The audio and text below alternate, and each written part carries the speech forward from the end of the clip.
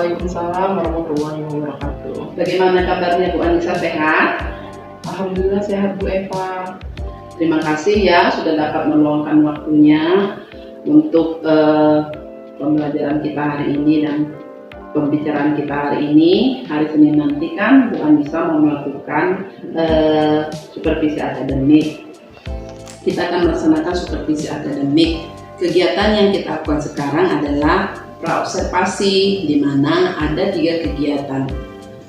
Tujuan utama supervisi akademik yang akan kita lakukan oleh Bu Anissa adalah mengobservasi indikator, kemudian perkembangan, kemudian strategi pembelajaran yang akan dilakukan ketika melakukan pembelajaran di kelas. Pada saat pelaksanaan supervisi akademik, yang ingin saya tanyakan kepada Bu Anissa hari ini adalah apa harapan dari Bu Anissa dalam pertemuan praobservasi kita hari ini? Oke Bu Eva, jadi yang saya harapkan itu adalah saya bisa menggali potensi yang ada pada diri saya untuk lebih memperluas dan mengembangkannya dengan belajar lebih baik lagi. Oh, terima kasih ya Bu Anissa. Ya, benar sekali Bu, bahwa salah satu tujuan daripada supervisi akademik ini adalah untuk mengembangkan potensi pembelajaran yang akan kita lakukan di kelas maupun di sekolah kita. Kemudian yang saya tanyakan lagi ya Bu Anissa ya, kompetensi apa yang Bu Anissa kembangkan dalam melakukan pembelajaran?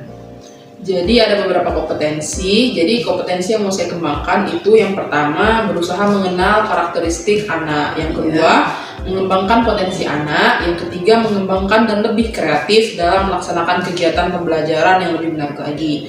Terus melakukan penilaian yang lebih terperinci seperti itu Bu Eva. Oh, bagus sekali ya Bu Anissa ya. Jadi ada beberapa kompetensi yang Ibu bicarakan tadi, ada 5 kompetensi yang ingin Bu Anissa kembali kembangkan dalam pelaksanaan praobservasi kita pada hari ini.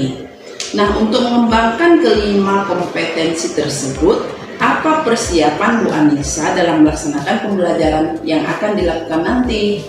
Jadi saya ada melakukan beberapa persiapan, kira-kira ada 3 persiapan. Yang pertama itu saya menetapkan tujuan pembelajaran, yang kedua merancang kegiatan pembelajaran, dan yang ketiga itu memanfaatkan media pembelajaran yang menarik bagi anak. Wah, sangat menarik sekali ya Bu Anissa ya. Tadi saya mendengar Bu Anissa menyebutkan tujuan daripada pembelajaran. Apa yang akan Bu Anissa kembangkan ketika observasi nanti? Jadi tujuan pembelajaran yang akan saya kembangkan pada saat observasi nanti itu anak mandiri dalam mengerjakan pekerjaannya sesuai dengan minat dan bakat anak tersebut. Ya. Kemudian saling menghargai dan bertanggung jawab dan mampu mengenal bentuk dan konsep dari bilangan seperti itu. Oh, seperti itu ya. Terima kasih sekali ya Bu Anissa. Tadi Bu Anissa sudah menetapkan tujuan daripada pembelajaran yang akan Ibu laksanakan dalam kegiatan nanti. Misalnya ada anak mandiri dalam mengerjakan tugas maupun pembelajarannya, kemudian sesuai dengan minat dan bakatnya ya kan Bu? Iya. Oke. Kemudian saling menghargai dan bertanggung jawab. Dan juga saya dengar tadi mampu mengenal bentuk dan mengenal konsep daripada bilangan. Saya ingin tahu kegiatan pembelajaran yang akan dilaksanakan pada observasi nanti. Kira-kira Bu Anissa dapat menjelaskannya? Jadi pada saat observasi nanti tema yang saya ambil adalah tanaman dengan menerapkan pembelajaran berdiferensiasi seperti itu. Oh, terima kasih sekali ya Bu Anissa. Berarti kegiatan yang akan dilaksanakan pada saat observasi nanti adalah tentang tanaman ya, ataupun tumbuhannya dengan pembelajaran berdiferensiasi. Bagaimana pembelajaran yang diterapkan pada saat observasi nanti Bu? Jadi saya akan memetakan terlebih dahulu kebutuhan anak yang ada di kelas berdasarkan minat dan bakatnya, yakni dengan kegiatan menyusun kata, daun dari huruf, kemudian mencap dari media pewarna, ataupun menghitung dan mengelompokkan daun. Saya akan membawa anak untuk belajar di luar kelas dan berjalan-jalan di pekarangan sekolah dengan melihat dan mengamati beberapa tanaman dan daun-daunnya, serta mengumpulkan beberapa bentuk daun yang ukuran dan bentuknya itu berbeda. Kemudian pada saat di kelas, anak akan mengumpulkan daun dari pekarangan sekolah, lalu mengelompokkan dan menghitung daun secara bersama-sama. Kemudian untuk kegiatan mandirinya, yang pertama yaitu Mencat dengan berwarna, menggunakan cotton bud menjadi bentuk tanaman, dan yang kedua menyusun kartu huruf menjadi kartu daun seperti itu. Wah, kegiatannya sangat menarik sekali ya Bu Anissa ya. Pasti anak-anak akan merasa senang dan sangat menyukainya. Metode apa yang Bu Anissa terapkan tadi? Ada pembelajaran berdiferensiasi. Sekarang metode pada saat pelaksanaan observasi itu apa? Metode apa yang Bu Anissa laksanakan? Jadi saya akan menerapkan metode pembelajaran saintifik, di mana anak-anak langsung mengamati tanaman dan bentuk daun di sekitar pekarangan sekolah, dan dapat langsung bertanya nama tanaman, kemudian warna dan bentuk daunnya, di mana anak mampu mengumpulkan informasi yang didapatnya, dan anak-anak diberi kebebasan dalam memilih kegiatan yang mereka sukai. Wah, bagus sekali ya Bu Anissa ya. Nanti pada saat pembelajaran nanti Ibu Anissa akan melaksanakan pembelajaran saintifik dengan mengamati, bertanya, kemudian mengumpulkan informasi. Dan apakah ada kendala Bu Anissa dalam menerapkan pembelajaran berdiferensiasi dengan metode saintifik tadi? Kalau untuk kendala itu ada, jadi salah satu kendalanya yaitu dengan memberikan bantuan pada saat anak kesulitan dalam melaksanakan kegiatannya. Setuju Bu Anissa dengan scaffolding Bu Anissa tadi ya, dan berikan bantuan kepada anak yang membutuhkan dia dan yang merasa kesulitan dengan kegiatan pembelajaran yang mereka lakukan. Apa sih yang Bu Anissa butuhkan ketika melaksanakan pembelajaran berdiferensiasi dalam kegiatan observasi nanti? Bisa Bu Anissa jelaskan? Jadi untuk menerapkan pembelajaran berdiferensiasi tadi, tentunya saya membutuhkan media pembelajaran yang menarik dan memunculkan rasa ingin tahu anak, seperti memberikan waktu kepada anak untuk dapat mengamati secara langsung jenis tanaman yang ada di pekarangan sekolah. Wah, menarik sekali ya pembelajaran yang Bu Anissa buat ya, dengan menyediakan media pembelajaran yang beragam sesuai dengan minat dan bakat anak, sehingga anak akan termotivasi untuk mengikuti kegiatan yang Bu Anissa rancang. Bagaimana teknik penilaian dalam pembelajaran berdiferensiasi yang Bu Anissa gunakan? Seperti apa teknik penilaiannya? Saya akan menggunakan teknik penilaian seperti pengamatan atau observasi, kemudian hasil karya, kemudian ada catatan anekdot atau portofolio, dan checklist serta foto berseri. Oh, banyak sekali ya teknik penilaian yang Bu Anissa lakukan ya nanti pada saat kegiatan pembelajaran nanti.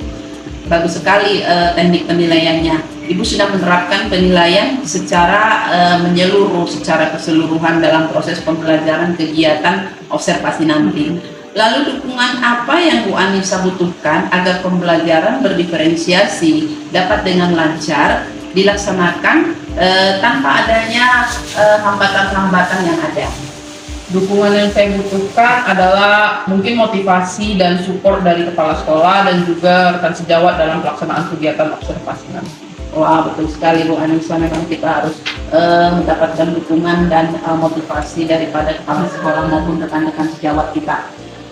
Dalam pelaksanaannya berjalan dengan lancar, perlu dukungan dari kepala sekolah, rekan sejawat, dan keterlibatan keluarga sekolah. Dan kegiatan pelaksanaan supervisi akademik ini dapat terlaksana. Jadi apa ada komitmen dari Bu Anissa dalam pelaksanaan pembelajaran berdiferensiasi dalam kegiatan observasi nanti? Kalau untuk komitmen saya dalam pelaksanaan supervisi akademik nanti itu semoga dapat berjalan dengan lancar dan kegiatan pembelajarannya itu sesuai dengan yang memang sudah kami rencanakan. Dan juga media pembelajaran yang digunakan itu membuat anak merasa senang dan antusias dalam menyelesaikan pekerjaannya. Wah, luar biasa sekali ya Bu Anissa. Dari awal percakapan kita pada praobservasi ini, Ibu sudah menjabarkan dan merancang daripada tujuan pembelajaran, perencanaan, kegiatan pembelajaran, kemudian metode, lalu media yang digunakan dalam penilaian nanti apa yang digunakan, serta dukungan dari berbagai pihak seperti dukungan kepala sekolah dan juga dukungan daripada teman-teman yang lain.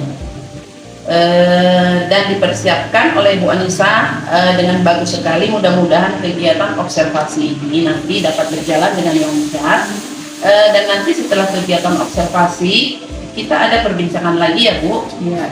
Oke, kita akan merefleksi apakah tujuan daripada perbincangan kita hari ini apakah dapat terlaksana dengan baik, dan apakah ada kendala yang dihadapi pada saat melakukan observasi nanti. Jadi kegiatannya ada 3 ya Bu? Iya. Pra-observasi dan observasi. Kemudian yang melaksanakan pembelajaran di kelas, kemudian pasca observasi, kemudian ada refleksi dari kegiatan yang sudah dilaksanakan ataupun dilakukan di kelas. Sampai di sini dulu perbincangan kita hari ini ya Bu Anissa ya. Terima kasih banyak atas kesempatannya pada hari ini. Semoga nanti pada saat kegiatannya bisa berjalan dengan baik dan anak-anak dapat melaksanakan tugas dan kegiatannya sesuai dengan minat dan bakat yang mereka miliki. Semoga nanti kegiatannya berjalan dengan lancar, tanpa hambatan, semuanya sesuai dengan apa yang kita harapkan, apa yang diharapkan oleh Bu Anissa, apa yang diharapkan oleh saya sebagai rekan sejawat daripada Bu Anissa, dan apa yang diharapkan oleh kepala sekolah dan semua warga sekolah di sekolah ini. Terima kasih banyak. Assalamualaikum warahmatullahi wabarakatuh. Iya Mbak Eva, terima kasih juga. Waalaikumsalam warahmatullahi wabarakatuh.